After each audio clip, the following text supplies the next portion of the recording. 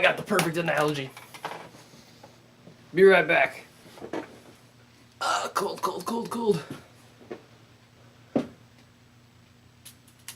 Ah! I guess that'd be Snowpiercer, technically. What a mess I've made. This is a post-apocalyptic sci-fi action movie starring Chris Evans, and it's directed by Joon-ho Bong. He's got bong in his name. Bing and bong, bing and bong, bing and bong. There's a tiny planet calling. Did anyone watch that show? I feel like that is super old. I mean, it was like a baby show, but I loved it. And this movie was awesome. That's gonna be like 4 nines in a row just out the bat. Oh, you guys are gonna hate me so much. Don't worry, I'm sure there'll be some poop movies this year. So there's a train, and there was an apocalypse, and now there's a class system, and they're in the process of a revolution.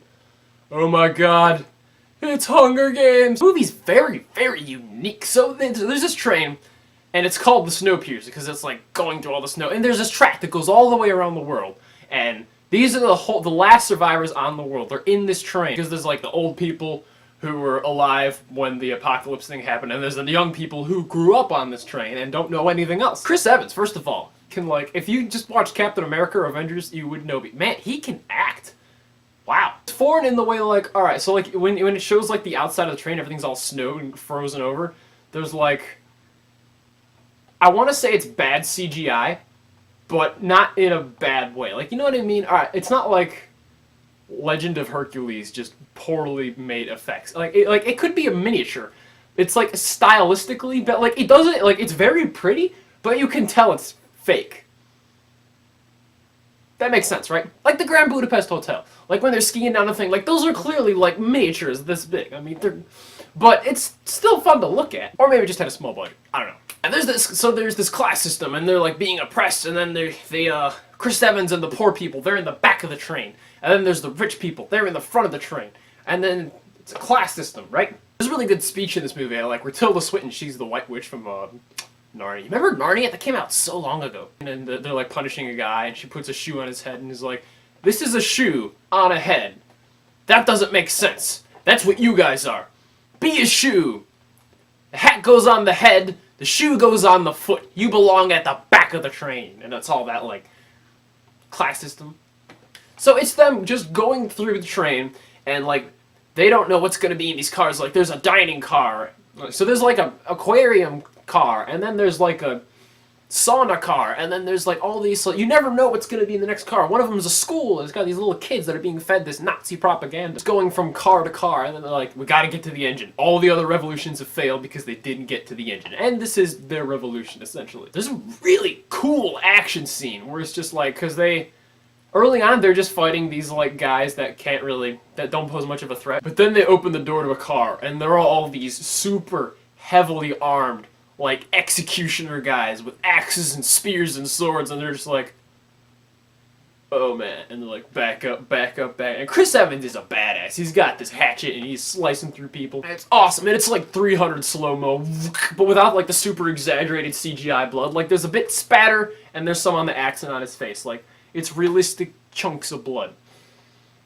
But it's still in slow motion. It's still awesome. Just like, yeah, he's going. But not like super ridiculous. Probably my favorite part of the movie. But then just there's these little mini plot. They're not really plot twists. They're more like situation twists.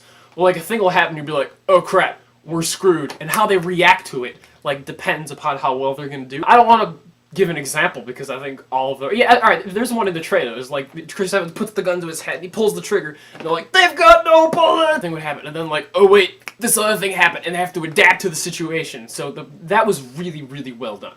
One thing I did notice that was kind of annoying was like, it might have been, I watched it on Netflix, so it might have just been a crappy connection, but I feel like, was it dubbed? I know it was a foreign movie, but Chris Evans, everyone speaks English, and it's the original actor speaking English, except for the Japanese or Korean guy. That's gonna sound really racist. Asians. That's acknowledged in the movie. There's different languages, so they have these little things that they speak through, and then it like Google translates for the other side. But you couldn't really hear it, so you still needed subtitles, which was dumb. But anyway, it's like, was the movie in a different language and then subbed for us, or was the dialogue just off a little? Because it never matched the mouth, and like that might have been the connection, but the sounds seemed to match. All the like an axe squish would match when the axe connected, but the words were always off. So it was probably just sub, but that really bothered me. In a way, they feel like video game levels. So at the end is like the end boss, and you're like, even if it's like it's like the cutscene end boss. Like there isn't really a big fight. Actually, yeah, there is a pretty big fight at the end, but there's all the answers are at the end. They're at the front of the car. The front of the car is run by Wilfred. He's this god. The car is a holy vessel. The engine, it saves lives. It is divine. I really liked it. And I really liked it. It got really dark when you find some stuff out and you're just like, oh man, that's messed up. Really, really well-made film. Very different. This one's the most different. Well, I mean, Enemy is ridiculous. So, very, very awesome movie. Sweet action. Really just well thought out movie. Very well acted.